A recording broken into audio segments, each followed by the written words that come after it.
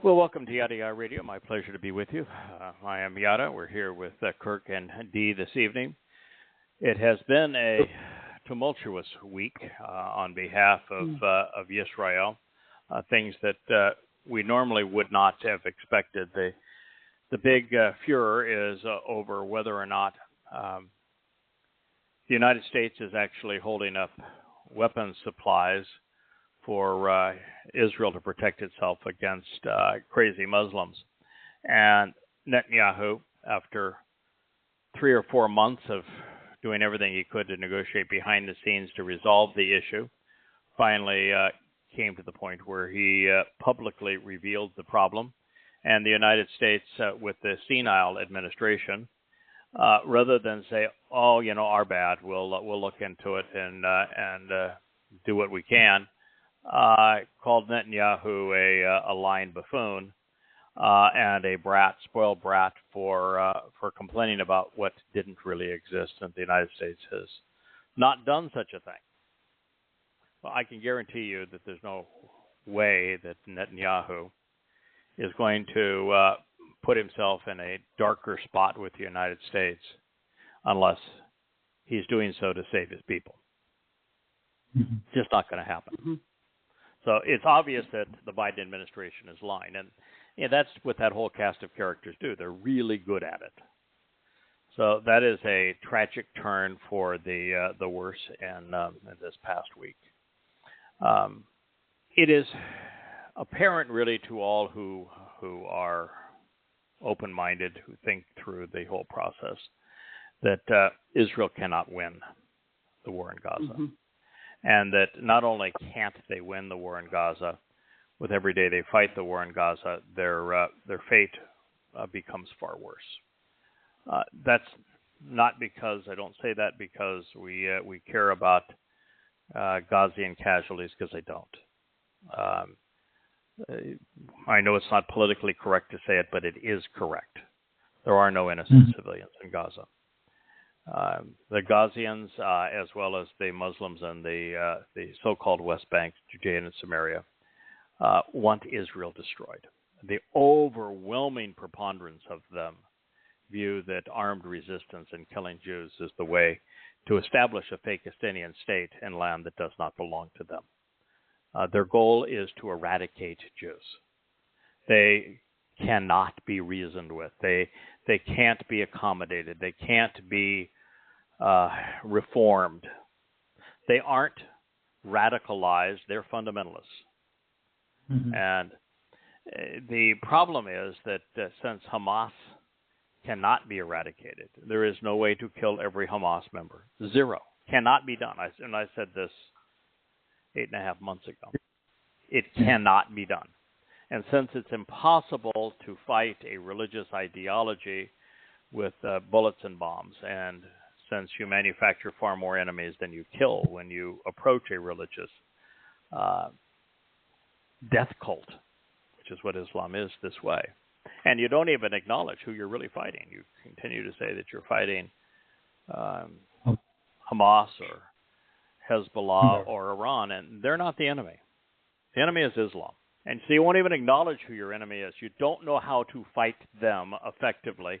You, as a nation, know squat about the nature of the religion or its 1,400-year war on Jews. And when you lash out in ignorance, bad things happen. And now Israel is in a situation where the entire world has turned against Israel because of the images that come out of Gaza with broken buildings and the like. And Israel's in an impossible situation there. You know, they're being accused of genocide and of famine, so they're supplying more food than ever before, but Hamas confiscates it. The food trucks just sit there. Food rots. Right. Anybody that tries to get the food as it was intended is shot by Hamas. So you can't feed them. Israel's accused of genocide. It'll be the first time in the history of the universe that somebody has been accused of genocide while providing copious amounts of food for the people. The first time ever that somebody can be accused of genocide while sacrificing the blood, the lives of their women and children, their sons and daughters, rather than bombing the entire enclave out of existence, which they could have done. If they wanted to perpetrate genocide, they could have done so without losing a single Jewish life. And yet, to avoid it, they risk their own sons and daughters. It shows you just how far the world has gone down the rabbit hole of progressive ideology. It is one of the dumbest things I think I've ever witnessed, to have people who claim to be liberal and enlightened in favor of women's rights promote a religion so diabolical, so opposed to freedom, so opposed to women's rights, so opposed to anything that liberals hold dear. They are all fascists in their country. There is no free speech. There is no freedom of any kind.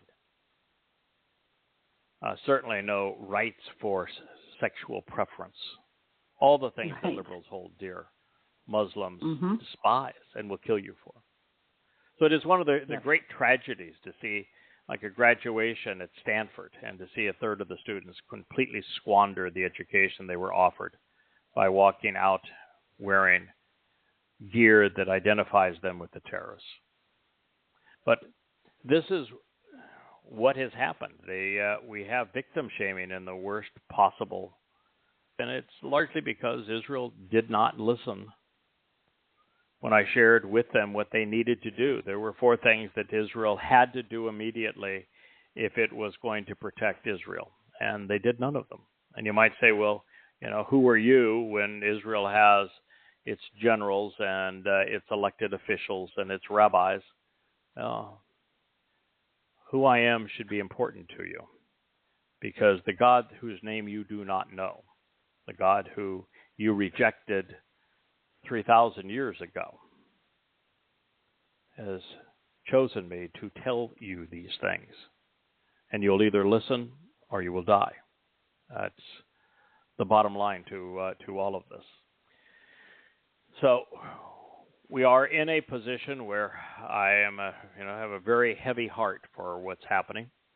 I realize that this current administration has pushed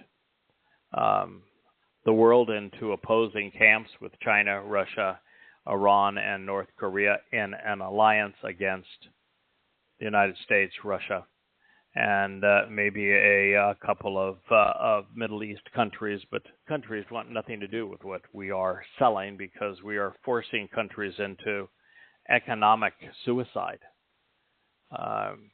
with our continued demands for this ongoing war against Russia through a proxy. It is among the worst things that America has ever done, other than to be the Trojan horse for the Biden administration to audition as the next Neville Chamberlain, sacrificing Israel in a 2-state non-solution, or you could call it the final solution. Those words should sting.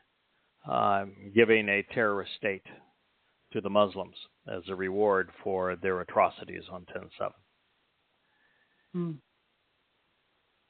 I had the opportunity, and we may as well jump into it. I was prepared to go right back into the revelations that were shared in Coming Home 1 today. But over the past week, I have written a new conclusion, a final chapter of Goddamn Religion. This is now begins right around page 500 of Goddamn Religion, Volume 5. So at this point, there have been 3,700 pages of exposure and condemnation of Islam. I have translated virtually every surah in its entirety. I have presented every meaningful hadith. I've rearranged the Quran chronologically, and I have provided a running commentary exposing what was wrong with every statement that Allahihahu made. Yep. And have proven that Muhammad was a schizophrenic psychopath and that his wannabe God was a sadist. Mm-hmm. The case is overwhelming. It is irrefutable. That doesn't mean that it's going to fundamentally change the world. We are currently running a really disappointing situation with Amazon. Amazon has become a monopoly. They control 80% of book distribution worldwide. They control 91% of print on demand, which is what we are, worldwide. 91%. And they're obnoxious. They're capricious. Yeah, they're fickle. They don't think. They will harass their authors. Those who are listening to this program know that I have devoted the last 23 years, almost every waking hour of my life over that time, 12, 14-hour days, 6 and 7 days a week, to writing the Yada Yahowah series. There are now 33, I think, books that are part of that series. They have been, most of them, rewritten 4 and 5, 6, 7, 8 times as we learn more and more along the way. I do not have a co-author. I do my own translations, even now in goddamn religion with Arabic, even of the Christian New Testament. And all of the commentary and all of the insights are mine. I don't turn to others for insights or guidance. The material is not only 100% original, with every word and phrase having been written by me. There are thousands upon thousands of unique insights in these books that have not been discussed by anyone, ever. Right. I don't think you could have a more clear-cut example of owning the copyright to this material.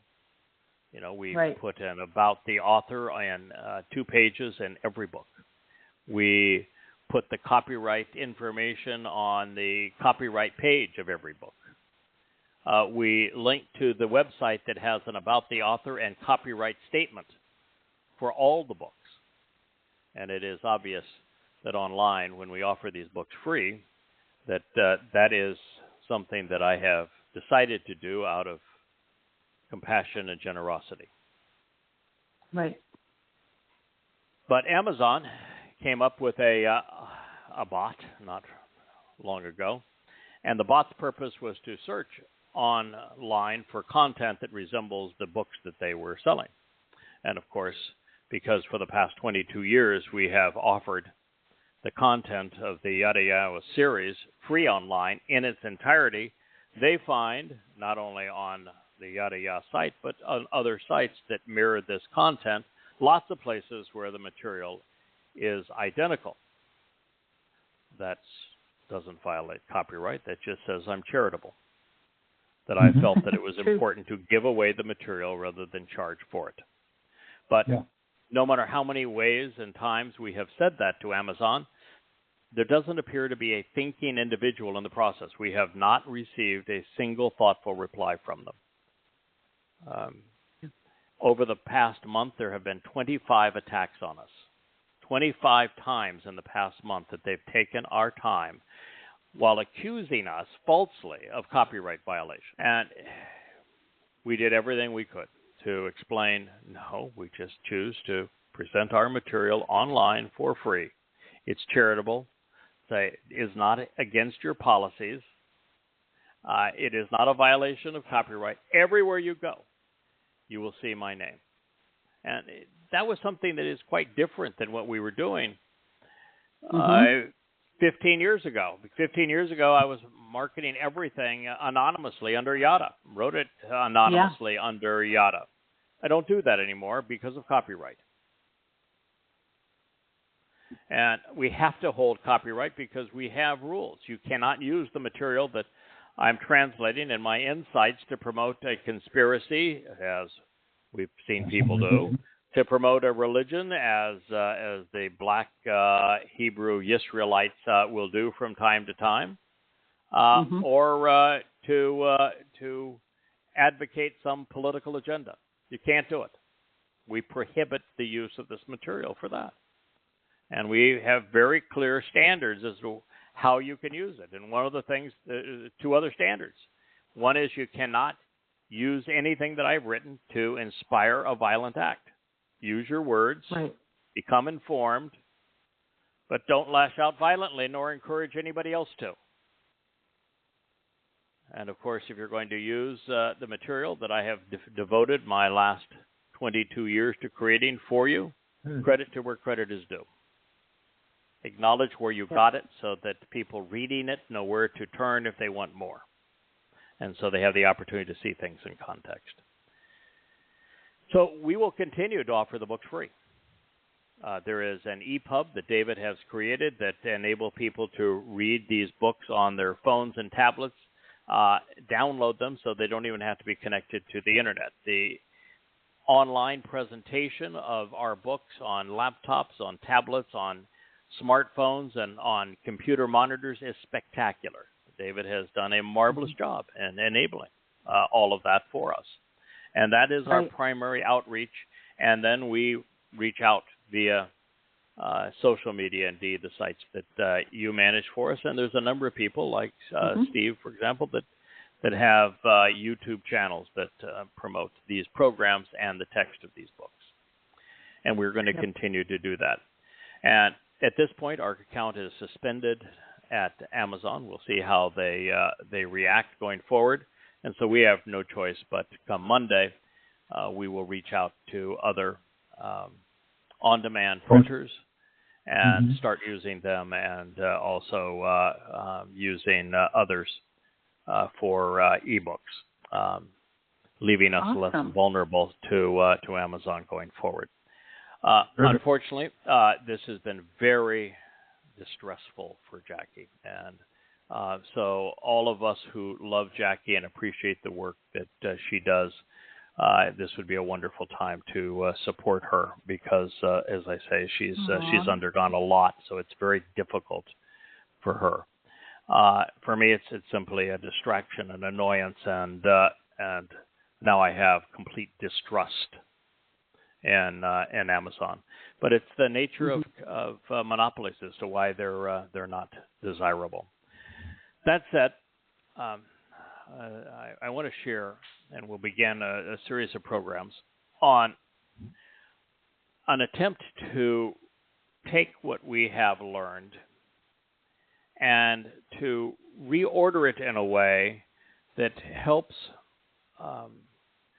Yisrael in particular, Yehudim, Jews.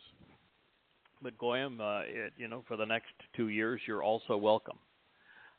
You're going to need to get your act together pretty quickly, because you really have 2 years to get your act together and become part of the covenant. And it orders it such that we have a better appreciation for what's coming and for our role in this process. I was subjected to something. I'm going to use the term subjected. I don't mean that to be detrimental, but it was very uncomfortable for me. And I think it was, time goes by so quickly when you put your nose to the grindstone and try to focus on things, that sometimes I'm unable to create the chronology now, because I'm just, as I say, I'm so devoted to trying to check this off to get goddamn religion, for example, finished. It'll be finished tomorrow. I understand. Yeah. But there was a conversation, and it was Dee who called. She had been doing a lot of research. She'd collaborated also with Jackie and with Kirk, but mostly her research into my translations and the books that I've written and the insights and the conclusions that I had drawn. And it was her conclusion that the reason that there are 3 Zarowa, the reason that Yahweh provides so much information about the role of his final witness, the Bashar, the herald, the Nakri, the Nakar, the observant foreigner, the Choder, Yada, is because it's a big deal to him. It's a big deal to his people. Yes. In fact, it is such a big deal to Yahweh, Yehudim, Yisrael, and the final three harvests, certainly the last two of the last three harvests. It appears that Yahweh has a select three. Moshe was the one who was the reluctant liberator. He's I think, the finest example of humanity to have ever lived. Foremost in character, sterling intellect, great moral judgment, exceedingly articulate, a quick study. But Moshe brought us the Torah and shared with us what it means to be liberated, if you will, from human, religious, political, economic, and military schemes. Dowd then fulfilled the invitations to be called out and meet, the first three of them that Moshe articulated. But there's a problem. While those are easily the two most important people in God's story, among Israelites and Yehudim, the Torah has actually been replaced. You will hear the rabbis say, Torah this, Torah that, we Torah, we Torah, we Torah. If we weren't Torah, Israel wouldn't exist. Bull. Right. They're not Torahing at all. What they're doing is studying their Talmud. They have replaced Yahweh's Torah with their Talmud. They kiss and they fondle their Torah. They'll read a few lines for it, but the religion isn't based on the Torah. Torah is anti-religious. There's no mention of a rabbi in the Torah. No. Nope. Their religion is based entirely on the Talmud. Rabbinical arguments. And God is disgusted with the rabbis, hates them with a passion. In fact, almost every rabbi will have an express ticket to Sheol, a very place that they deny. Good. For what they have done. They have been the greatest enemy of God's people. And there is something even worse than replacing the Torah in the lives of God's people with the Talmud. Because with that, there was replacement of Yahweh as God. Right. He was replaced by rabbis, who are the authority figures, not Yahweh. His name won't even be mentioned. They give lip service to a G-D and a Hashem, an Adonai. But they have replaced Yahweh's authority in the people's lives. But from Yahweh's point of view, while those two things are really bad, there is something far worse. And that's because Yahweh, first and foremost, is a father. And his first and foremost son is Dowd, David. He's the one person that Yahweh says, and he says it 3 times. He is my son, I am his father. And yet in rabbinical Judaism, they deny that God has a son, which means that God's a liar. I don't think Yahweh's a liar. If he said, this is my son, I am his father, then that's what he meant. Moreover, Yahweh says that Dowd is my firstborn. He is my beloved. He is my chosen one. Furthermore, in Messianic Judaism, and there is a thing called Messianic Judaism, they're not, it's confuse them with the Messianics, who think that the misnomer Jesus was the Messiah. Jesus never even existed. they are awaiting, and their whole world revolves around this warlord who is supposed to arrive, whose name they do not know, at some future date to rescue them. Which means they are denying that Dod is Yahweh's chosen Messiah. Dod was anointed 3 times by Yahweh as the Messiah. He is the returning Messiah. That means also that they're not acknowledging that, according to Yahweh, Dod is returning as king, not just king of Israel, king of the universe, all of it. You might say, wait a minute, it's Yahweh's kingdom. Oh, they wouldn't say Yahweh's kingdom because they don't know his name and hate his name. No, they wouldn't say that, but what they would say is, that the kingdom of God, perhaps, G-D. But the problem with that is that Jews, 3,500 years ago,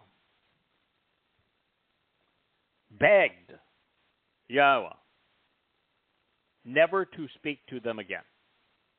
Don't ever speak to us again. We never want to hear your voice again. Yahweh said, no problem. I agree. You guys are obnoxious. You're ungrateful. You're embittered. You have no appreciation for anything I've done for you.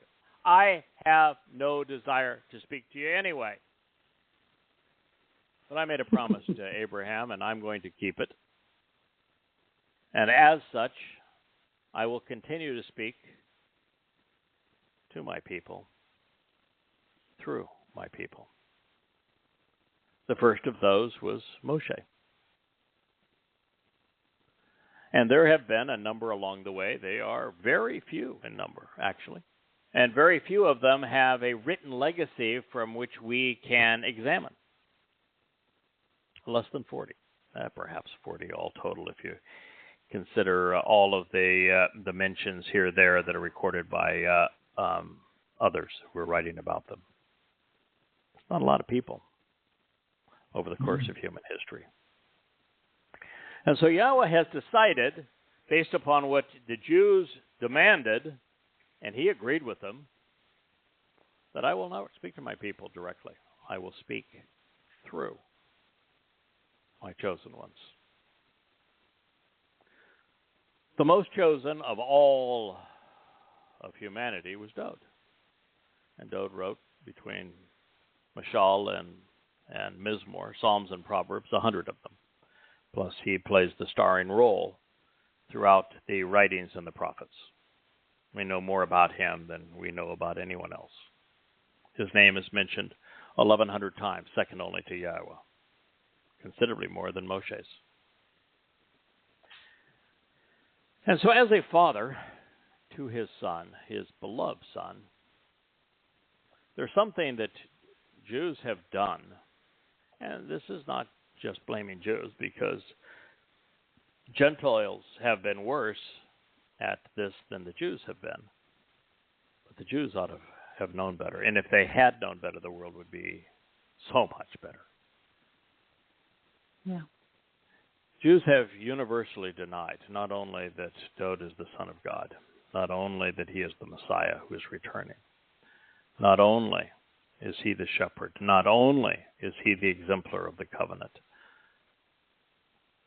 not only is he the returning king, but Dod is something far more important than all of those things. And that's a pretty good resume up to that point. Yes. Dod is our Savior. Yeah. He is, of the 3 Zarowa, he is the Zarowa. He is the sacrificial lamb. He is the Pisach. His corporal Bashar body fulfilled Pesach. His nefesh soul was laden with the guilt of every covenant member and taken into Sheol and deposited there on Matzah. Mm-hmm. He endured the greatest sacrifices in human history for our benefit, for the benefit of the children of Israel, and almost to a person. In fact, until 20 years ago, there wasn't a single person on the planet who would acknowledge what Dowd had done on their behalf. The fulfillment of Pesach, Matzah, and Bikurim. In fact, even 10 years ago, I don't think you could find a single person on planet Earth that would acknowledge what Dowd had done in fulfilling Pesach, Matzah, and Bikurim. You're right. The single greatest gift ever offered. Greatest sacrifice ever made, and completely and universally denied by Jews. And of course you have the Christians who took all of it, every accolade, every achievement, every title, and applied them to a mythical misnomer, created the world's most popular religion in the process. God, angry. I'm going to say something more derogatory than that. His righteous indignation over the realization that there were copious, hundreds of vivid prophecies explaining precisely what Dowd was going to do, dating back 3,000 and 3,500 years ago, that are clear, poignant, undeniable, irrefutable, and that his people, for all of that time, have denied them, even refuted them, depriving every Yehud, Israelite, during that entire time of eternal life. What a tragedy. That changed starting just about 23 years ago, gradually, over time, slowly. Yahweh couldn't find a single one of his people to speak through, and he knew it. He knew it before I think he even created the universe that this was going to happen.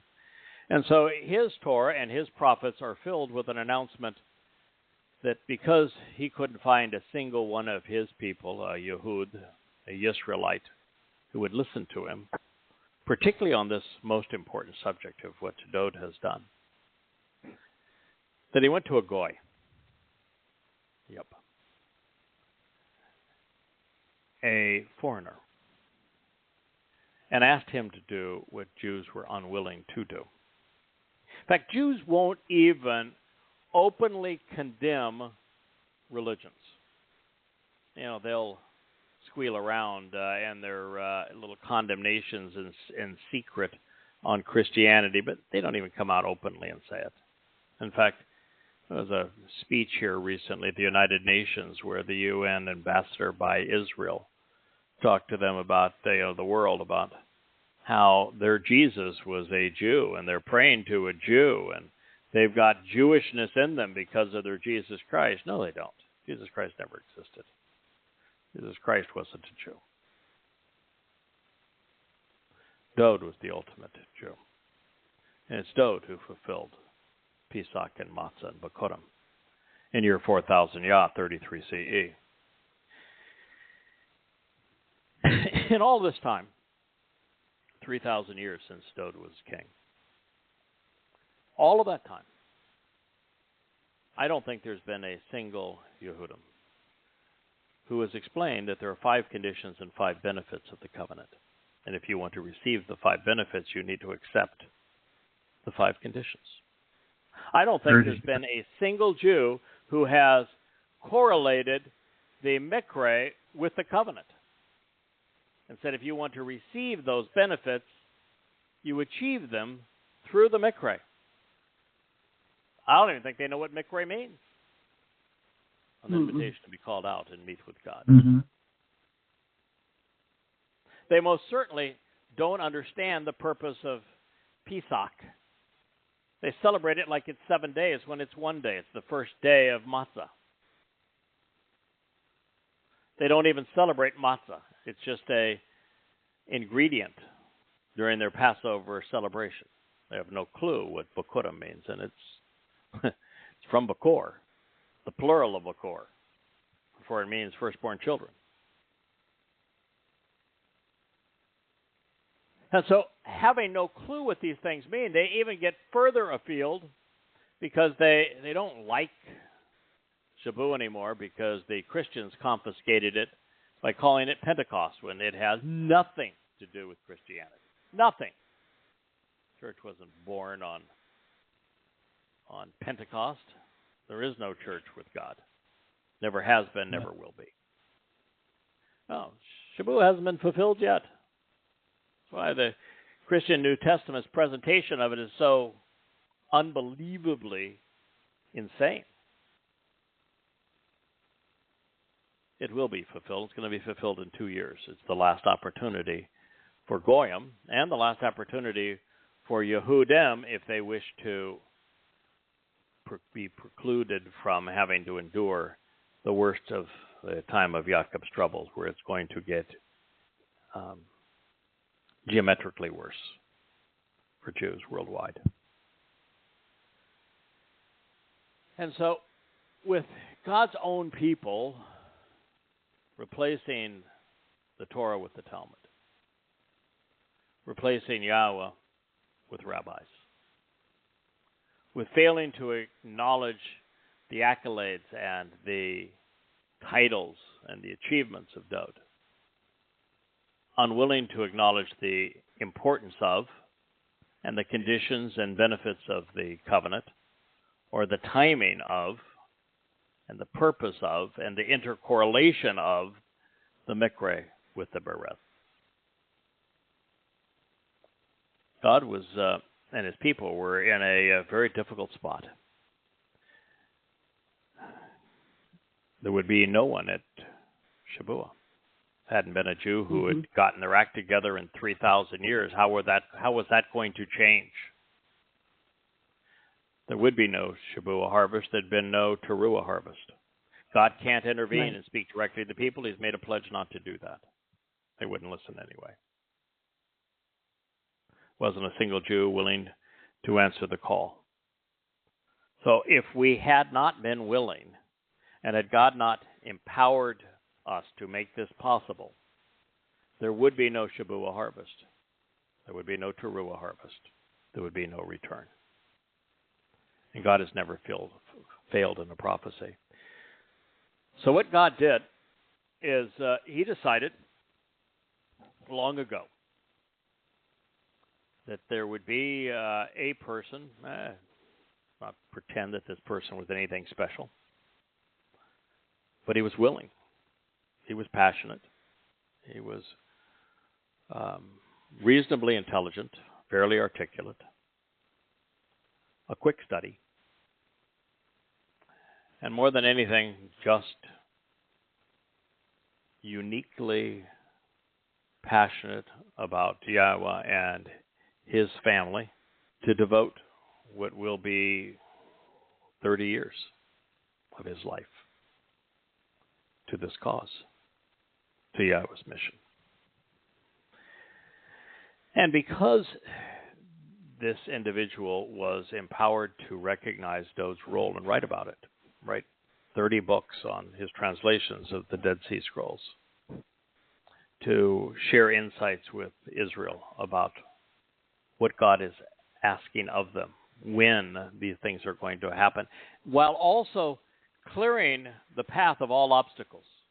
The reason that we went back and rewrote Prophet of Doom as Goddamn Religion, it became 5 volumes, is that Islam is a tremendous obstacle to the redemption of God's people. They want them dead. They want them out of Israel. They are at cross purposes with Yahweh. They advocate religion. They advocate submission. They advocate the slaughtering and the denunciation of Jews. They are a horrendous obstacle in the way. And there aren't 1% of Israelites that understand that they're at war with Islam. That there's no such thing as a Palestinian. there's no such thing as an innocent civilian in the Islamic world, or that Islam has declared war on all mankind, beginning with Jews, and that war was declared 1,400 years ago, and it is ongoing. You deny it at your peril. And it was also written 4 volumes completely repudiating the Christian New Testament, proving that it is absolutely false, which is a tremendous obstacle, because rabbinical Judaism is largely a response to Christianity. Christianity claims this was the Messiah, this was the Son of God, this was our Savior. All of this happened, around Passover. And then they began to hunt down Jews because Christianity was so anti-Semitic, they blamed Jews for killing their God.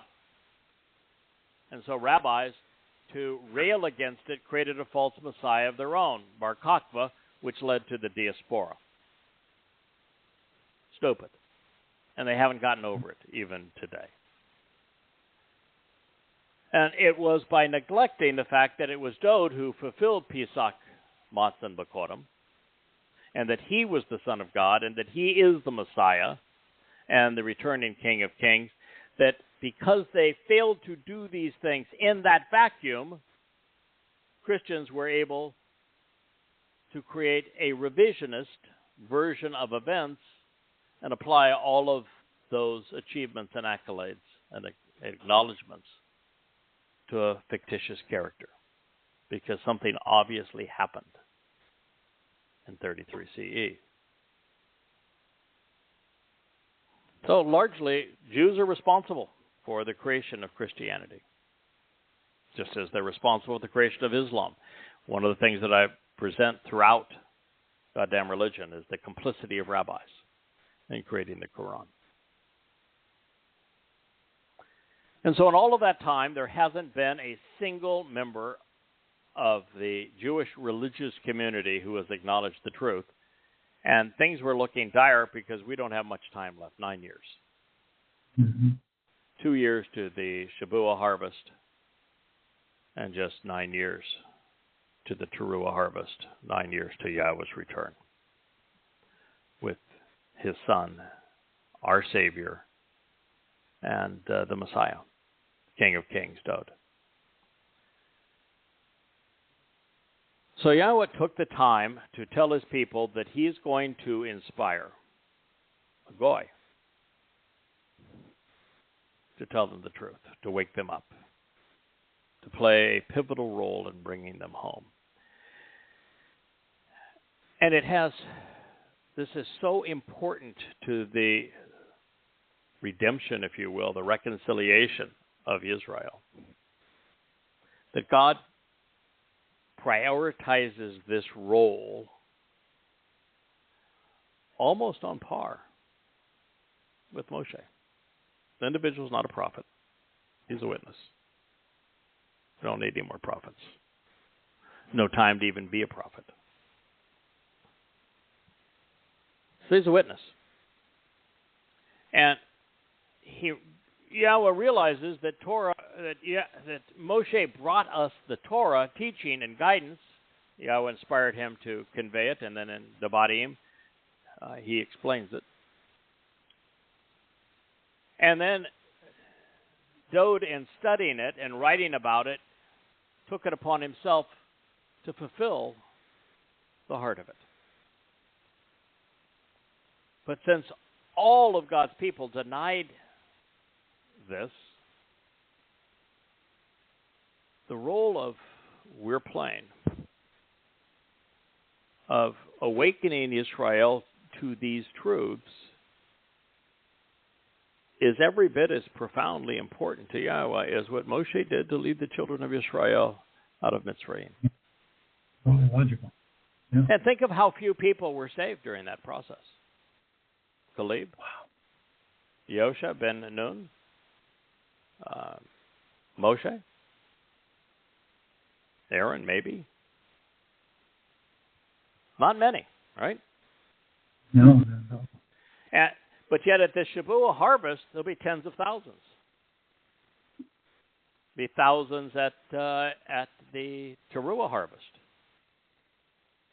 May even be 7,000 at Kippurim. Well, that will be entirely based upon what Elia is able to achieve. And so this is stunningly important to God's people and therefore to God, and incredibly important to his son.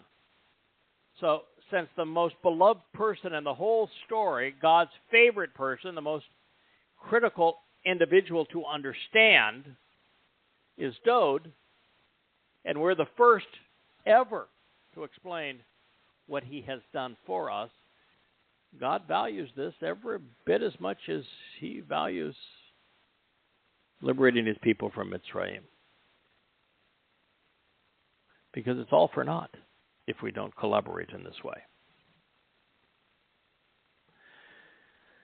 Now,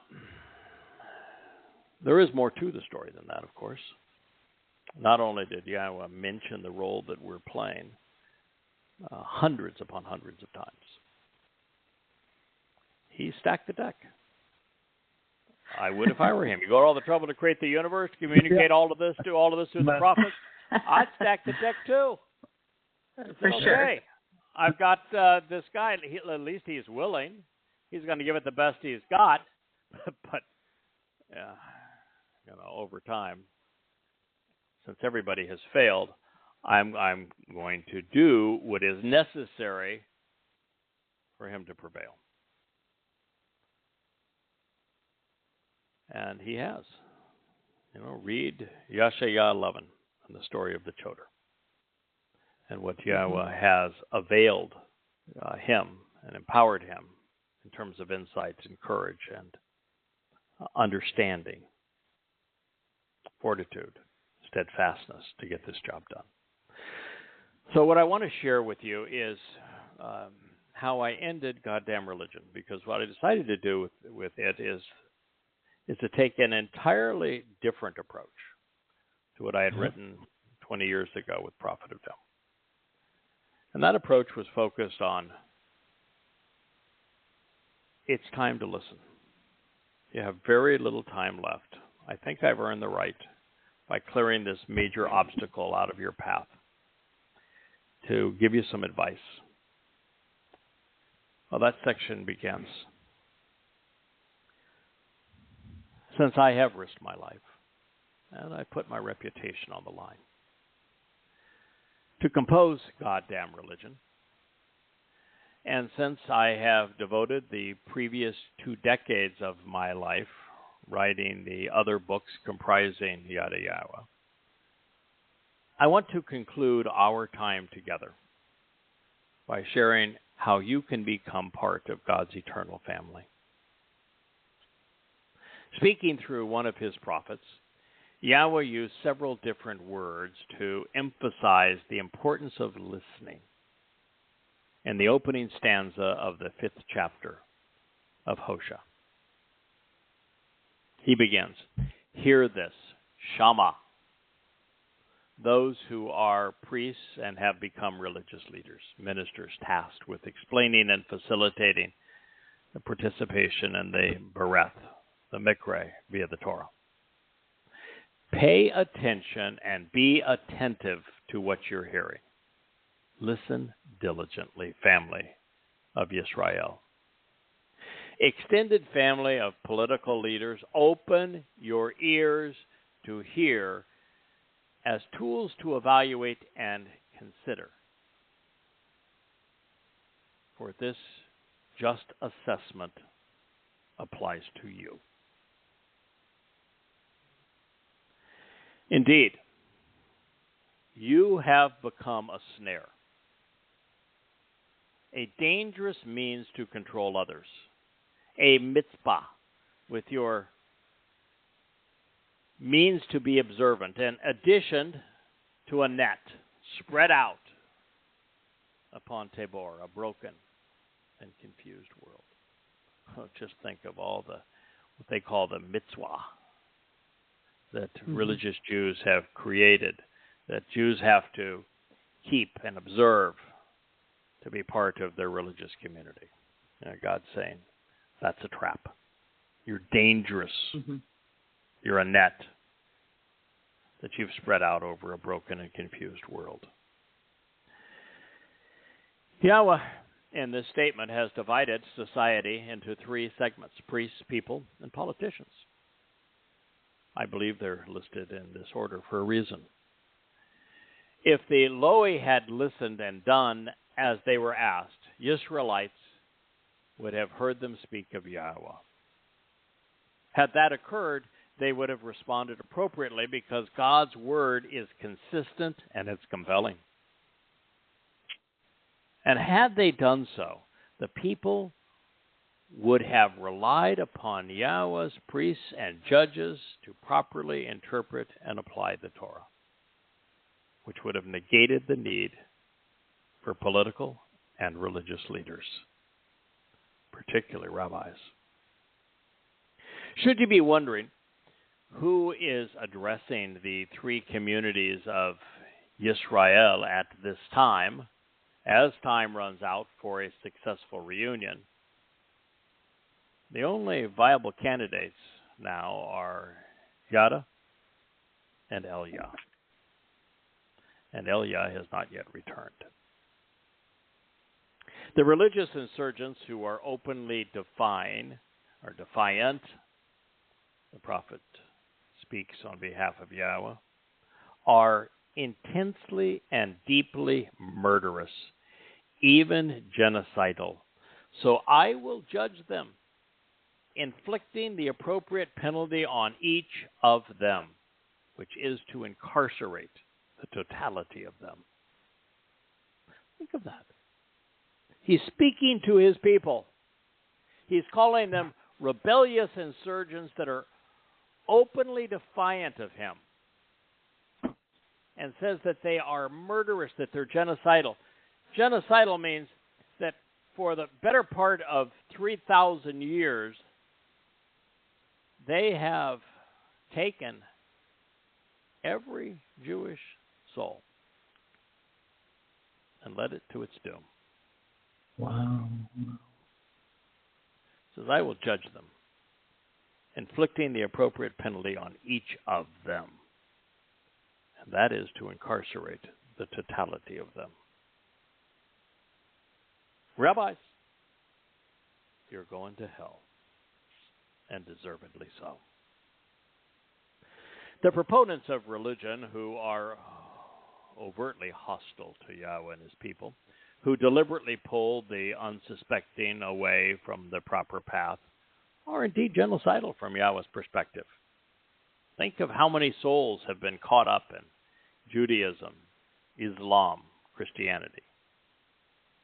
And for that, they have earned their express ticket to Sheol. God is going to judge them, inflicting the appropriate penalty on each insurgent, which is, at the very least, to incarcerate them in Sheol. To be just, recompense is required. To be fair, especially to those who they deliberately cheated of their souls. Now, in this particular case, you're going to see Yahweh divide his people as Ephraim, Yisrael, and Yehudim. And that is because this is the time that they were not only disjoined from Yahweh, they were disunited among themselves. Mm-hmm. And the worst of the lot was Ephraim, representing the northern kingdom. And that's really no different than what we witness today.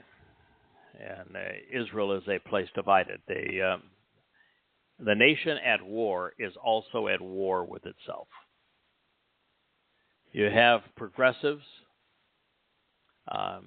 marching on Netanyahu's home, harassing him constantly, degrading him,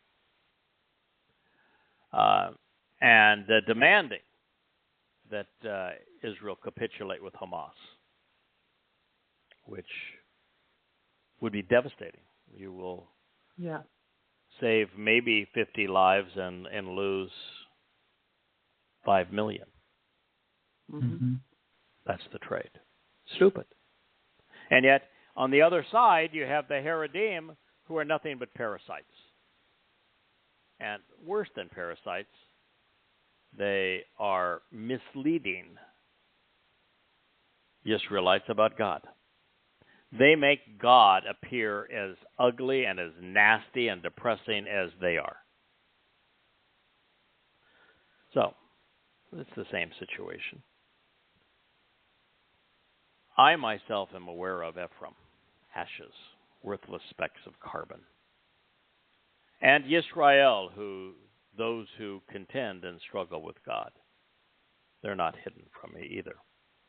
For now, Ephraim, these worthless specks of carbon, is an unfaithful, immoral, and disingenuous religious whore.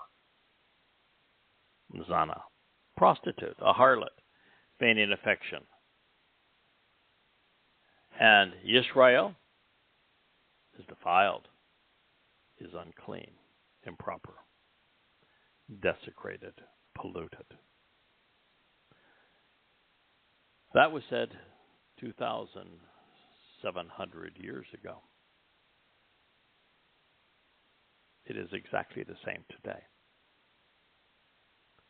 It is sad, unnecessary, and inappropriate, but yet true. It has been a very long time since Jews listened to the voice of their God. They asked him not to speak directly to them, and he has honored that request by speaking through a wonderful group of prophets, and now to a large extent, a final witness. And while they are only marginally more responsive now, that's about to change, and in a profound way. For the past 3,000 years, Jews have been their own worst enemy. Hosea 5:4. Their cultural traditions, societal customs, religious practices, and political dealings do not allow a return to their God. Indeed, it is certain that an illegitimate and duplicitous spirit is within them. Therefore, they do not know or understand Yahweh. I made some very blunt statements at the beginning of this program, which many might have thought were offensive. They were not my opinion. They're God's conclusions. He's right. If you don't like your God saying that your political dealings, your cultural traditions, your societal customs, and your religious practices do not allow, that they preclude a return to him, then change. Walk away from those things. It's the first condition of the covenant anyway. Right. If you don't want God to call you illegitimate and duplicitous, stop being illegitimate and duplicitous. Yahweh, God, said that his people do not know or understand him. Lo, Yada Yahowah. The name of this series of books is Yada Yahowah. This is the opposite of that. Lo, Yada Yahowah. No. To not be familiar with. They do not acknowledge. They are unaware of. And they do not respect Yahweh. It's pervasive. Jews won't say his name. They don't acknowledge his Torah, preferring their Talmud. They disregard his covenant. They have completely corrupted his 7 Moed Mikre. They've disregarded and denied his beloved Son, our Savior and King. This remains resolutely true among the overwhelming preponderance of Israelites and Yehudim today. And with so many only doing so, and only 2 years before the Shabuah harvest, 9 before the Towrah harvest. The ice will have to thaw, and hearts will need to be receptive soon. Now, please note, the prophecy pertaining to this day and mankind's issues during it were punctuated with the title under which this and every other book I have written has been heralded, whether Amazon likes it or not. Yada Yahowah. Consider it an endorsement, something Israel has not heard in a very long time. Matter of fact, if you want to claim copyright infringement, then the copyright holder is Yahweh. Yeah. I have his authority to use his testimony. Moreover, the pride and arrogance of Yisrael testifies against his presence. Pride and arrogance of Yisrael testified against his presence. Therefore, Yisrael, those who contend and struggle with God, and Ephraim, worthless specks of carbon, will falter. They'll stumble. They're going to fall. They will be overthrown in their perversions, corruptions, and libelous errors. Yehudah, the beloved of Yah, will also waver and succumb along with them. There was a time during the Holocaust when Jews condemned their God for allowing this to happen. Mm-hmm. But it had nothing to do with God and everything to do with them. They denied him, and so there was nothing he could do for them. As bad as things appear now in the wake of worldwide protests against Israel, following the Islamic assault on the nation on October 7th, 2023, they will get decidedly, almost unimaginably worse. Not only is the handwriting on the wall and inevitable, Yahweh told us so thousands of years ago. So while the tiny nation will not be completely destroyed, nor its people entirely exterminated as Muslims envision, they're going to come surprisingly close.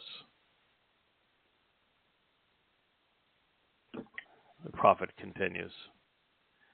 Within their flocks and among their herds, they will travel about to search, to inquire about, seek to hold responsible, and look to conspire against Yahweh. But they will not achieve what they seek. He has withdrawn from them. They have been untrustworthy and unreliable, having betrayed him and having been treacherous in their dealings with Yahweh. For now they have fathered and brought forth offspring who are illegitimate and estranged children.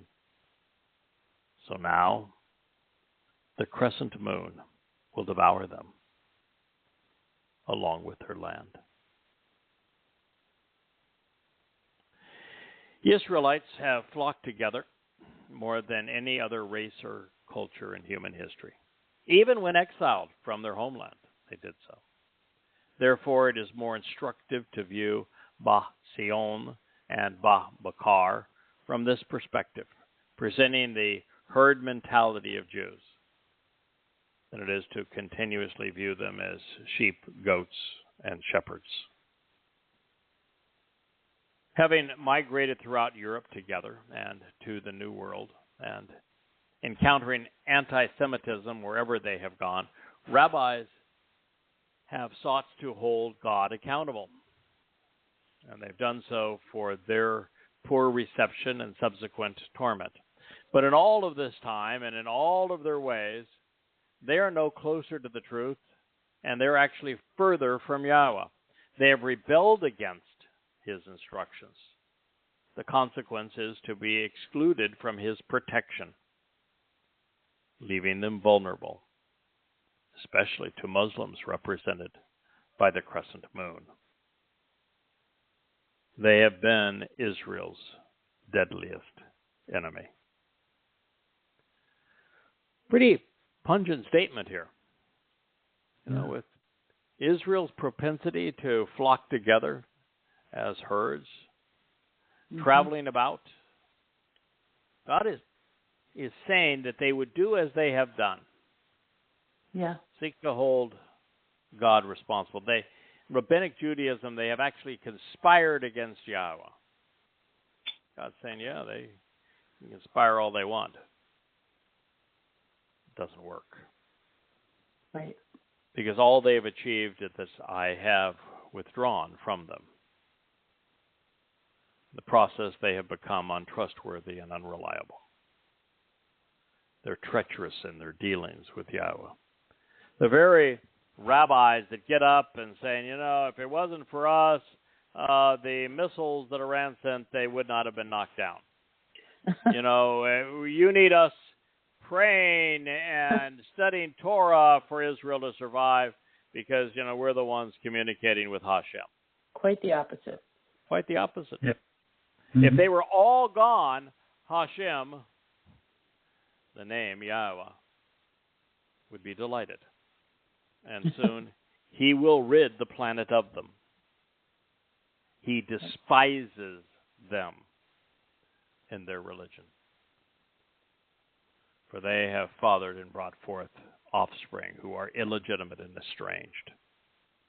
So now, the crescent moon is going to devour them. Isn't that something? Yeah, I was pretty good at this prophecy thing. I think so. Yes.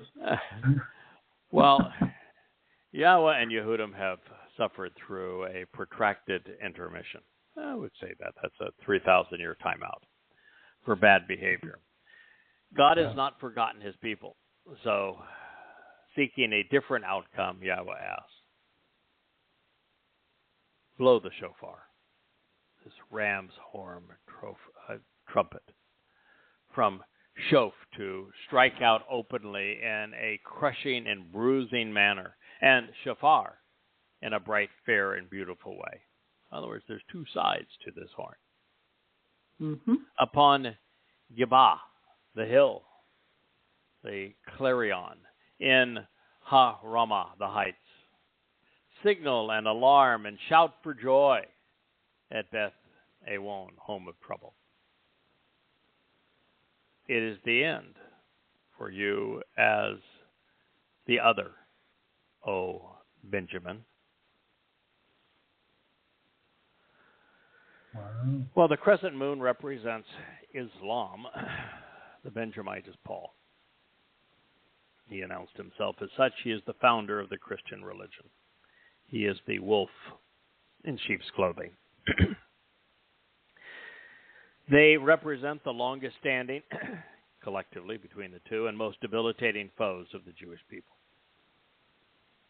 And while the identity of these adversaries is relevant, are you aware that the one that Yahweh is asking to sound the shofar is the one he tasked with writing both goddamn religion and Twistianity? All to expose the anti-Jewish intent and false nature of these religions, while at the same time calling his people home through the rest of the Yada Yahowah series. God's very comprehensive when he tells his story. As affirmation of this, consider the next statement in this prophetic declaration. Ephraim, worthless specks of carbon, which means you're short-lived, will be horrified and desolated, which will occur in the day of rebuke and impeachment among the various tribes of Israel, those who contend and struggle with God. At that time, I will make Yada known to be sure. Yada, Aman, written in the first person. I will be known and acknowledged for being truthful and reliable, dependable and enduring. With Yada in the Hiphil perfect, God will act at a certain point to acknowledge and then make known Aman, that which in the Niphil participle reveals that he will carry out and receive the benefits of being reliable in a vivid way. The shofar, ram's horn, provides an elegant, boisterous, and piercing, almost haunting resonance when it is blown correctly. It is the trumpet Yahweh selected to herald his announcements of both Shabuah and of Teruah.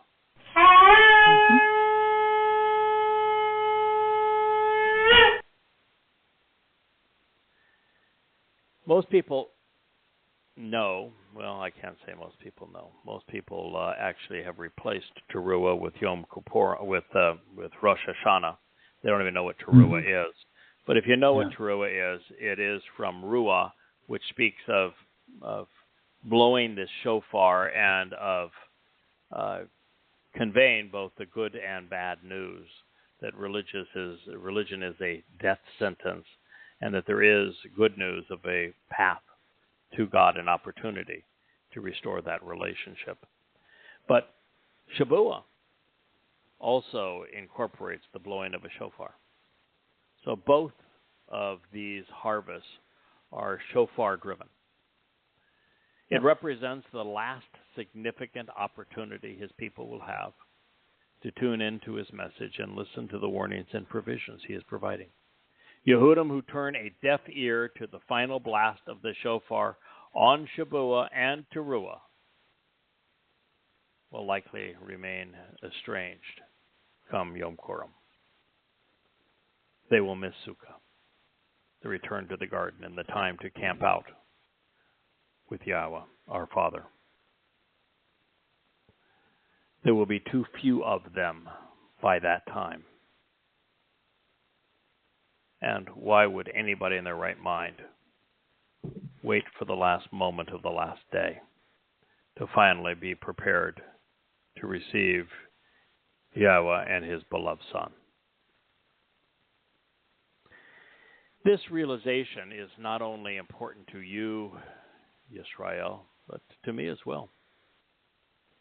I was summoned by Yahweh on Teruah, the day of Ruah, signaling an alarm and shouting for joy in the fall of 2001.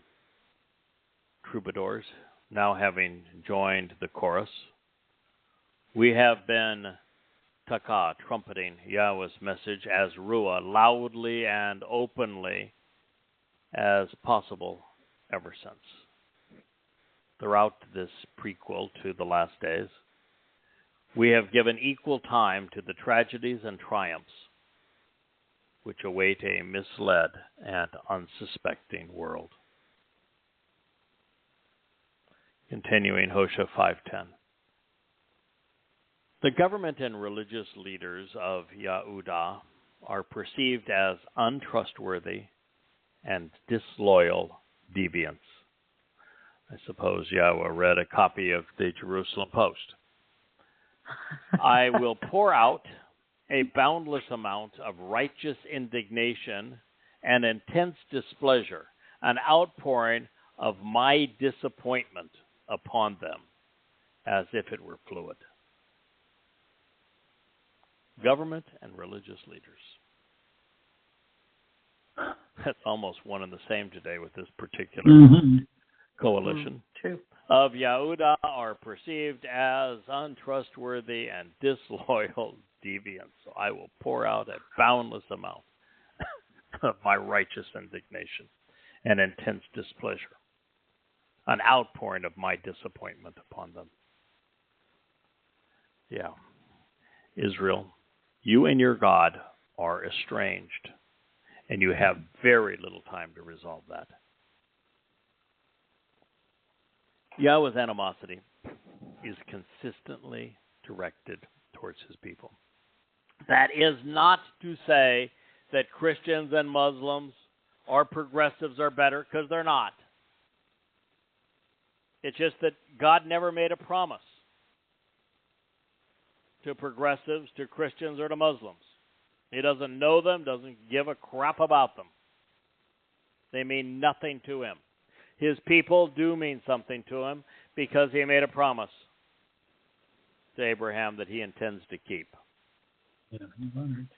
So he's disappointed, but the fact is he's still attentive. And the only way that he can resolve this and honor his promise is for them to change. That's why we're here. Yahweh's animosity is consistently directed towards Israel. And most commonly, particularly if you read Yasha'yah, the great prophet Yasha'yah, the first 10 chapters of Yasha'yah focus on one subject: the condemnation of Israeli religious and political schemes. And then, of course, these schemes flood down upon the many, and they corrupt the people beyond hope of words or reason. Now, in this case, Sar describes government officials and religious leaders, the authority figures within Yehudah, Judah. It offers the impression that they act as lords, as if they were royals designated by their God to rule. They believe they have the right to impose their will on everyone else, restricting the choices of others to control them. As evidence of that Yahweh was correct in this, with the overtly political left vying against the ultra-Orthodox right, Israel has become a house divided, without an ethical leader to be found among the millions. Even the top brass of the IDF have failed miserably and can no longer be trusted to defend the nation, which is about to implode under adverse world scrutiny and pressure. God's assessment of Jewish political and religious institutions, parties, and sects is that they're untrustworthy, they're corrupt. He calls them disloyal deviants, which sounds, again, like he must know them personally. He takes issue with their propensity for circular reasoning and thus being irrational and disingenuous. He does not care for their dishonesty or their egos, nor do I. Being misled and swayed by politics or religion, even conspiracy or patriotism, is a sure way to waste one's life and to lose one's soul. But it's not a crime. Misleading others is, by contrast, an offense worthy of divine judgment. Therefore, Jewish religious and political proponents and their advocates have engendered Yahweh's frustration. The torrent of his animosity is going to flood upon them in mountainous waves of righteous indignation. The very men who claim to speak for God and to represent his people are the most displeasing to him. And that is especially true of rabbis, because their Torah is the Talmud, and in it, rabbis speak over God. 5:11. Ephraim, this worthless speck of carbon ash, has been deceived and defrauded, extorted and oppressed. His competence in exercising good judgment is incapacitated, and his ability to reason is shattered. This is because he has become intent on, agreeable to, and fixated upon going after a variety of worthless religious dogmas. Wow. Hosea 5:11. Israel, God's got your number, and it's coming up snake eyes. Gosh. He says you're deceived. He says you're defrauded. He says you've been extorted and oppressed. says that you can no longer exercise good judgment. Your ability to think and to reason is shattered. Mm. And it's all because you've been fixated on and have chased after worthless religious schemes. I told you so. Judaism is Israel's greatest impediment. It's crippling. Rabbis through the ages have incapacitated the people to the point that thinking is debilitated and choices are restricted. They deceive and they defraud. The productive are extorted, and the faithful are subjugated. The result is a sea of parasites adorned in black. But don't gloat. Should you be draped in a rainbow flag of colors, because you are no closer to the truth. In this regard, it is my expectation that while both groups will scream and slander me, one voice will overcome the many. And within a decade, Judaism and progressive politics will cease to exist. Rabbis are about to become extinct, as are social influencers. Likewise, over the past 2 decades, Prophet of Doom changed thousands of lives, providing those who suspected that there was something dreadfully wrong with a religion that thrives on terrorism to question and discard the doctrine that has sought to control them. However, realistically, jihadi Muslims are incapable of reading what has now become goddamn religion, preferring instead to prove the peaceful nature of their cult by threatening to kill me instead. Mm. Yeah. Nice point, boys. Yeah, boy. I tell you.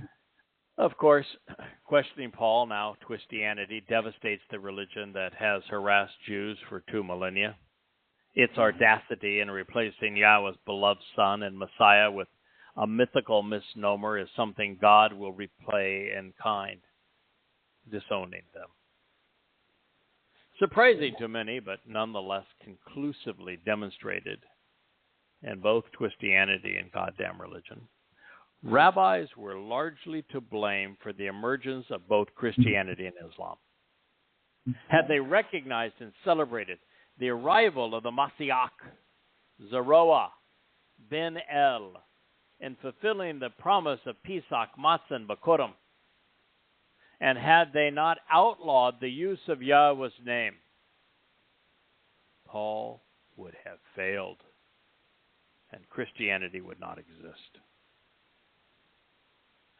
And had rabbis not sold Muhammad Talmud readings, the Quran would not have been perceived as credible, and Islam would have died with it.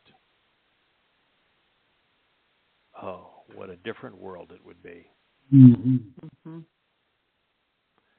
As for Israel, the people's inability to think rationally has been a direct result of their favorite pastime, being religious. They have wallowed in human excrement as if it were a bubble bath, and worn it as if it were perfume. Nonsense has become the only sense they have held dear. Hosea 5:12. But I am like a moth, perceived as something wasteful and fabricated to Ephraim, and much like a fungal parasite or a septic infection to the household of Yehudah. Can you imagine? This is the creator God of the universe. This is Yahweh, who formed the covenant relationship with Abraham and provided hope for all of us. This is Yahweh who liberated the children of Israel from Mitzrayim, who delivered the Torah, who inspired the prophets. This is Yahweh, and he says that his own people, because of their religiosity, treat him as if he were a moth, Mm-hmm. perceived as something wasteful and fabricated, devouring their black mourning suits, I presume. And that rather than removing the fungus of yeast from the matzah, from the bread, during the celebration of matzah, and recognizing that that fungal infection was religion, they view God as the fungal parasite. Oh, the heartache of it, the disgust. Yeah, So, Israel, if you're the least bit bothered that you're listening to a goy, and that the God of Abraham and Yitzhak and Jacob would choose a foreigner to speak to you, maybe you need to read this again and look in the mirror so that you understand why. And then get over yourselves. Change. Accept the truth. As God, of course, his assessments are valid and his testimony is accurate. Rabbis have written their own Torah, superseding Yahweh's while scribing themselves in the starring roles. As a result, the religious are so bedazzled by their own brilliance, they hardly notice that Yahweh exists. So, it is little wonder that the relationship called for a divorce. Had they been behind, I don't think I would have dignified them with this letter, which is what Hosea is. It's the divorce letter. It would have been goodbye and good riddance. My frustrations are irrelevant because it's God's urging. I'm here begging them to return. Of course, that's because I take directions from Yahweh. And since he is God, that comes with many expectations and responsibilities. One of them is he must always honor his promises, no matter how undeserving the beneficiary. And one of the promises is that at their request he would not speak directly to them. So since there was no one among his people that would speak for him, here we are. Yep. He has vowed to reconcile his relationship with those who view him unkindly, and that includes Yisrael. So there are 3 remaining opportunities for the willing to recant their prior positions. We will stop broadcasting here momentarily, but those listening on the phone will still be able to hear us, and of course those who dial up the archives, and hopefully there'll be some merit to creating a talkie, a video presentation with an audio over that will bring this series of programs to Yisrael. This is a series of reordering the prophecies of what to expect over these next 9 years so that Israel is motivated to listen before it is too late. He continues, had Ephraim perceived that which was associated with his religious malady, his religious sickness, and Yehudah his oozing pestilent wound, then Ephraim would have gone to Asher, reaching out to the king of contentiousness and the adversary.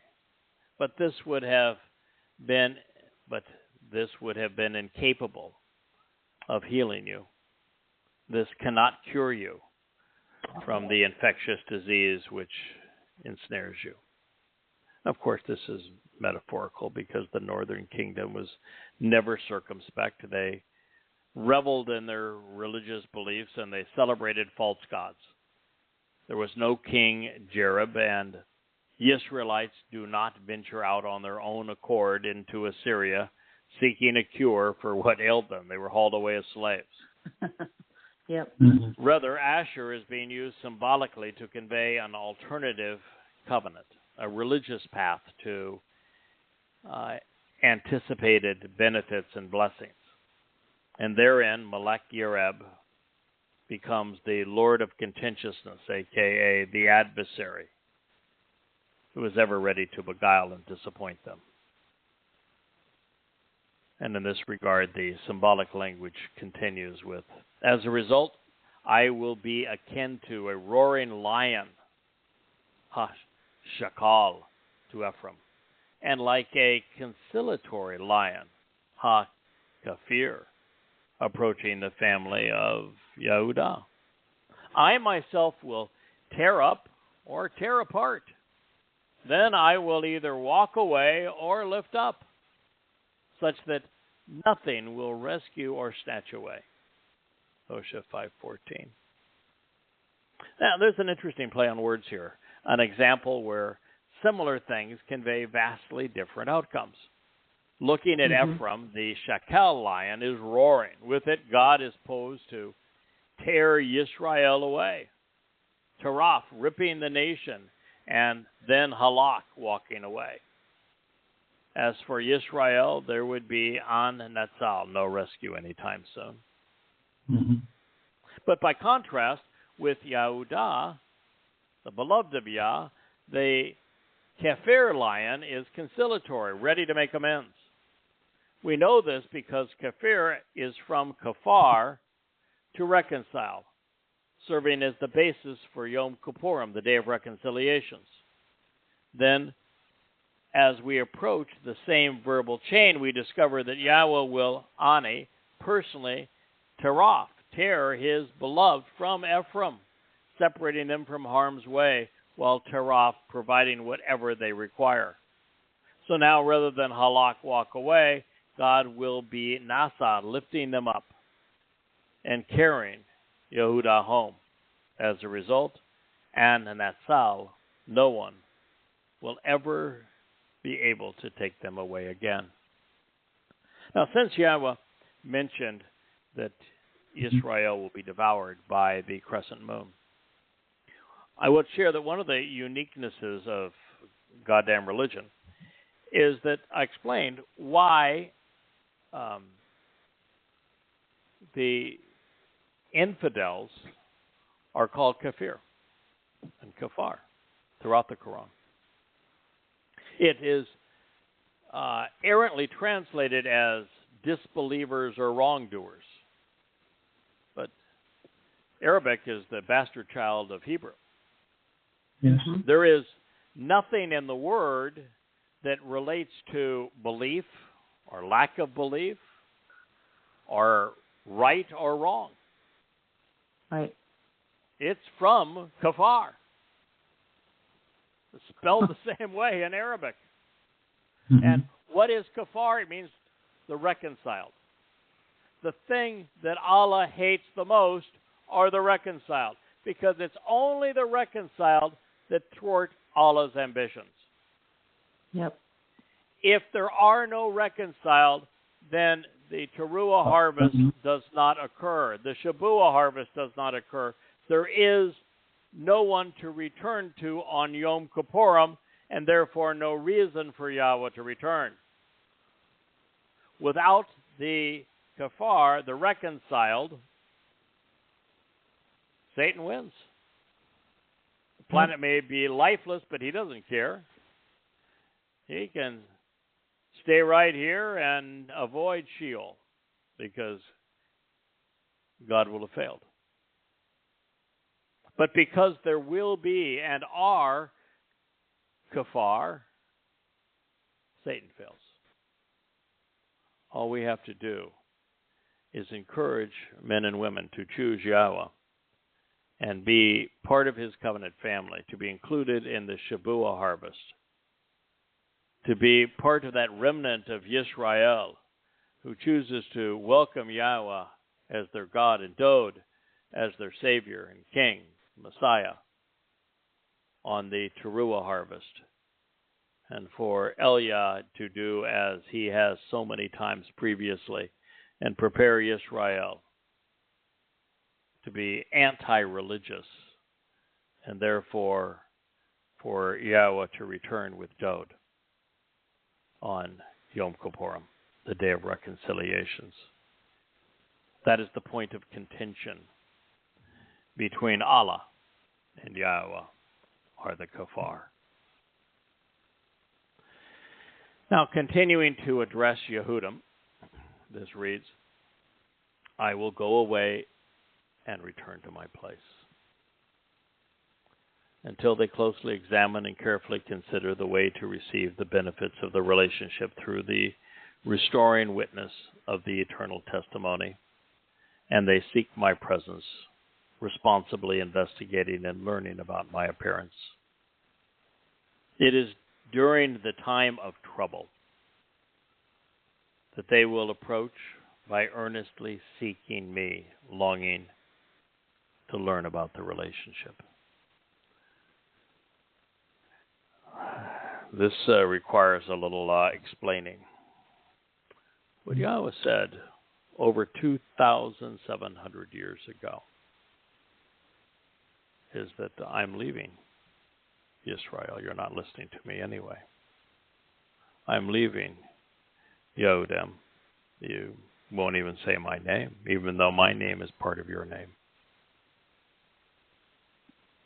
I'm going back to my home in the spiritual realm. I can't stomach what you are doing. You're constantly irritating me. I'm just going to leave you. I'm not going to leave you forever. I will return.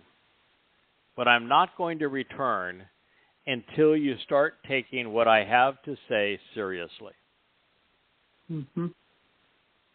And you're not going to do that until we approach the time of trouble, when your options are slim and none apart from me. So this spiritual restoration, this reconciliation of Yahweh with his people, is occurring at the last possible moment. Because prior to this time, God's been gone. Listen, all of us that are part of the covenant family can type on the keyboard and create books until our fingers are nubs. You know, Jackie can fight the Amazon gremlins and get the books published. David can do his magic and create a marvelous site that can be read around the world, where the books are offered in their entirety free. You can promote them all through social media, and we can do our best to convey it in an inspiring way as part of these audio programs. But if Yahweh is not involved, it doesn't matter. Yep. We can encourage you to walk away from religion and politics, to take his testimony seriously, to accept what he is offering. And he then is in a position to meet with you. And so you have to be willing to do all of those things before he can do that. But it's all for naught until he does. And he said right here, I'm not doing it until you start taking me seriously, which just happened over these last 10 to 20 years, growing in intensity. And that the big catalyst is the time of trouble, a period of great distress, of being besieged and restricted. It's a powerful thought. It is. It's a prophecy that you can't argue with. This is in Hosea. Hosea is legit, man. He passes the Dabarim 18 test in flying colors. And Hosea was unique in that Yahweh went to Hosea and he says, I want you to experience what I'm experiencing. That's why you're going to go marry a temple prostitute. I want you to understand deep down in your gut what it's like to be abused by Israel. I want you to understand the unfaithful disgust that I feel. And I think it's true across the board. Look at the anguish that Abraham had in his life. Look at the anguish of Dode and the fractured family. Mm-hmm. And I can tell you that I have had so many disappointments in this world. There have been some wonderful accomplishments and achievements, but the pain is real. The scars are there. But it's those things that develop our character and give us grit, make us tough, firm, steadfast, caring, capable, and particularly in tune with Yahweh. It's one of the things we've talked about in so many of these programs. The single thing we can do that's best of all is to understand what Yahweh is offering and expecting in return, and the way that he goes about interacting with his people to such an extent that we embody that in our own lives. We apply it to ourselves.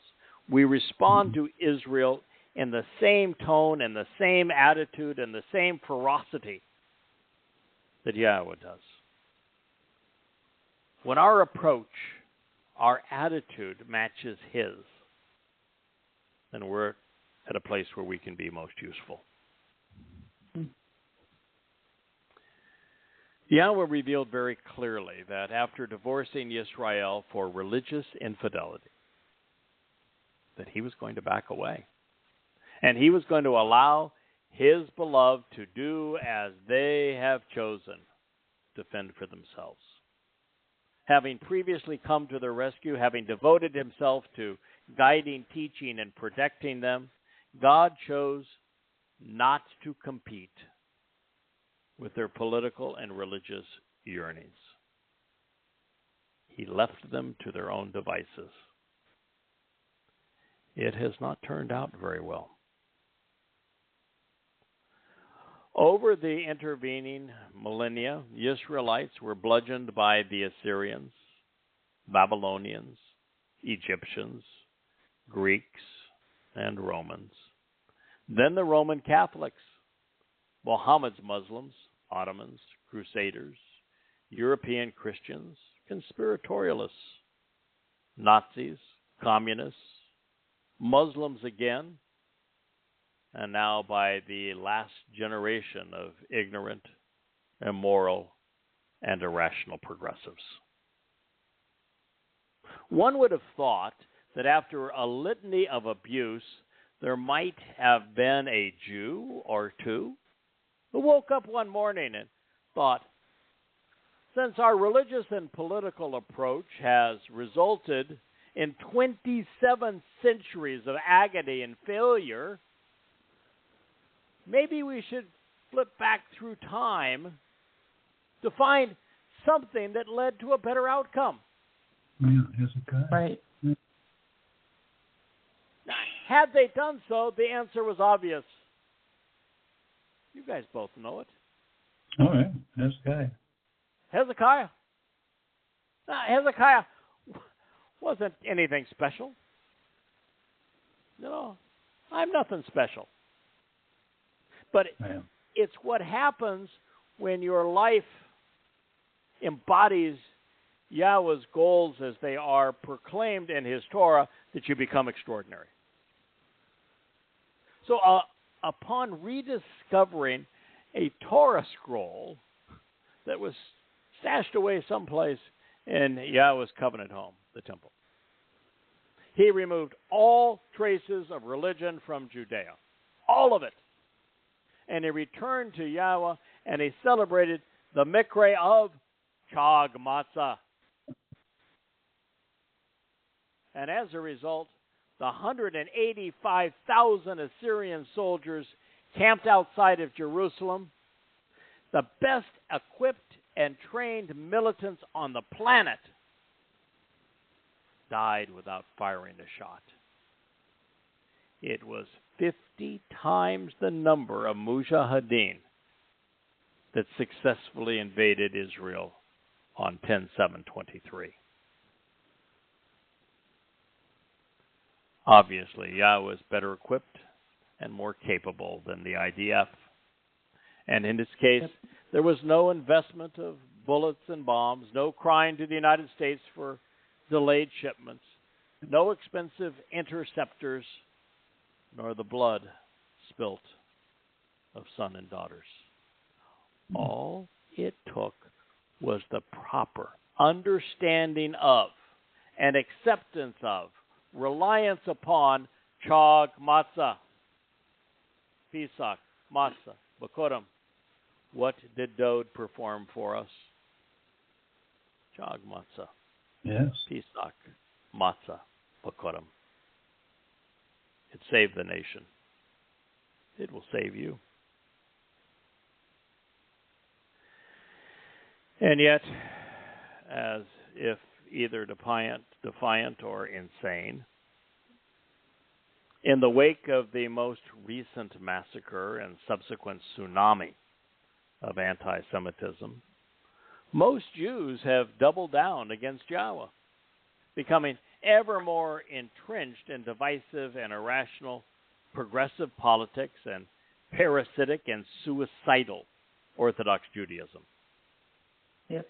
As a direct result, Israel will be dismembered, sliced into pieces to reward the Muslim savages by giving them a terrorist state carved out of the Promised Land.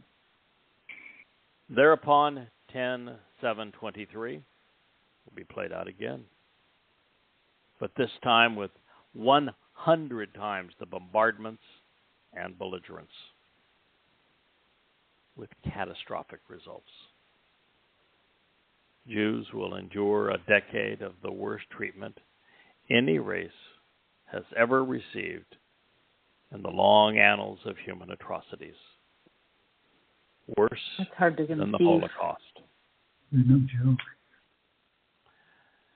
And while the nation will be lost, a remnant will be spared, not once but 3 times, over the ensuing decade between 10:7:23 and 10:7:33.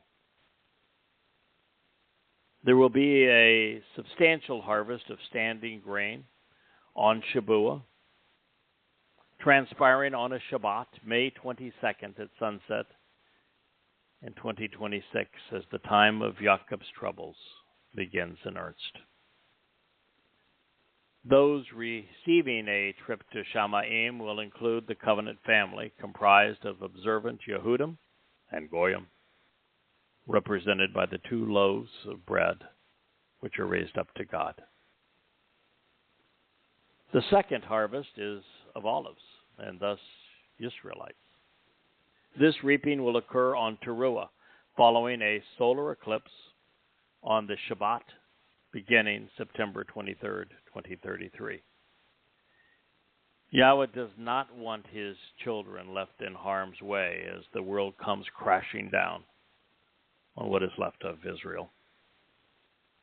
Then right on schedule, 10 days later, during a lunar eclipse, Yahweh and Dode will return to reconcile the relationship with the final remnant of Israelites on Yom Kippurim, 6:22 p.m. at sunset in Jerusalem, in the Yobel year of 6,000 Yah, October 2nd, 2033. Therefore, there is an answer, an assured opportunity, and an open invitation for some very special people to join the covenant family. However, be advised, there will be no sanction for any religious sect, political institution, or even nation.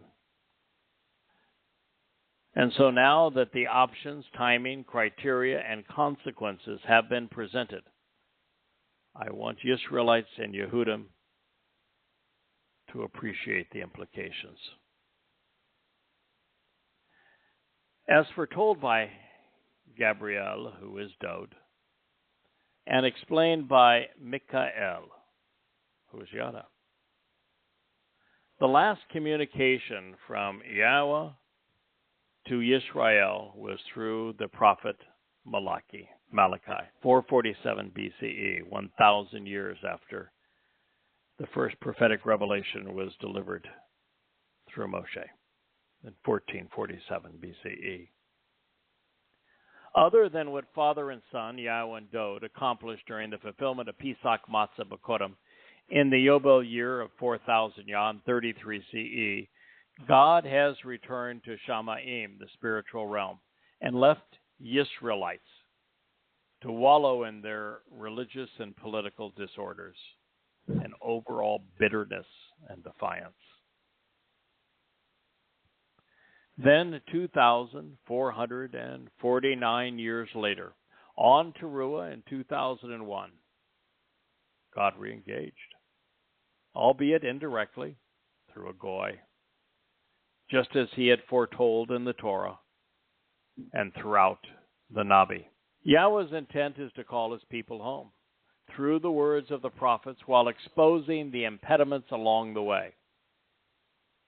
With 2 years remaining in that 25-year mission, I've now compiled 33 books offered freely at YadaYah.com, along with many thousands of hours of these audio programs in support of them.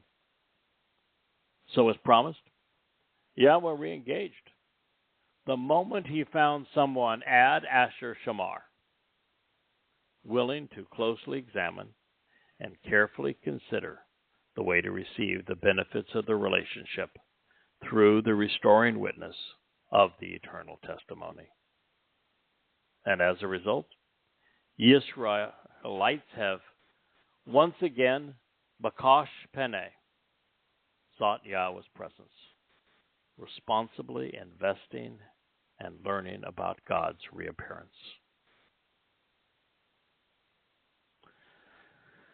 Truly extraordinary what has happened, exactly as God told us it would. Are you listening? For sure. And while many have and will continue to respond over the next 2 years, such that they are included in the Shabuah harvest of standing grain in May 2026, there will be 2 additional opportunities. Baha Sha'ar, during the time of trouble, as Yisrael is narrowed and Jews are besieged.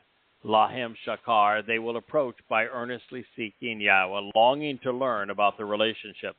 For those who respond to the invitation to attend the Towrah harvest in September of 2033, an eternity with Yahweh and the Breath Covenant family awaits those gleaned,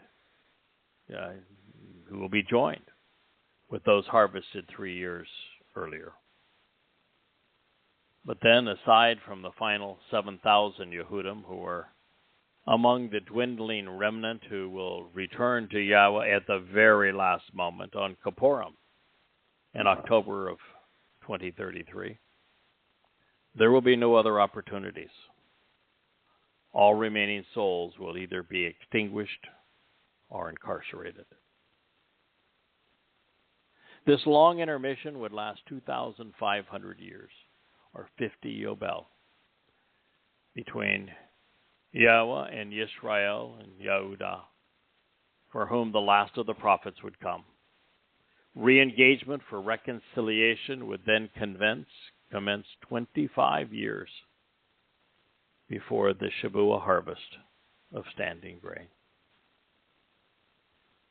At long last, Yehudim are emerging from their nightmarish past, opening their eyes, walking away from religion and politics, and becoming observant. And what before their wondering eyes appears but ad asher shamar, the opportunity to closely examine and carefully consider the way to receive the benefits of the relationship, all through the restoring testimony of the eternal witness.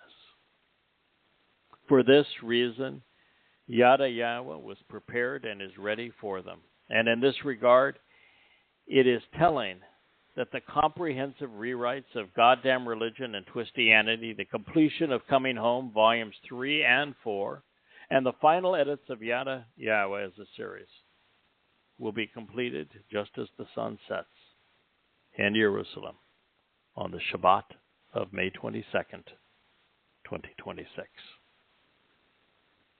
Well, we'll pick up at this point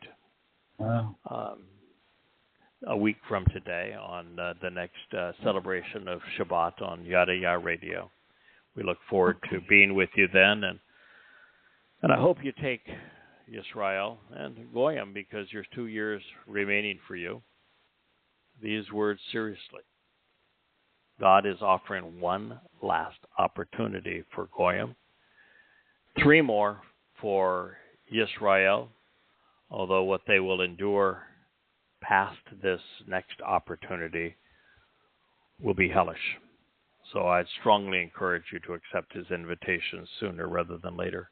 Moreover, if you accept it sooner rather than later, then you can be part of the solution.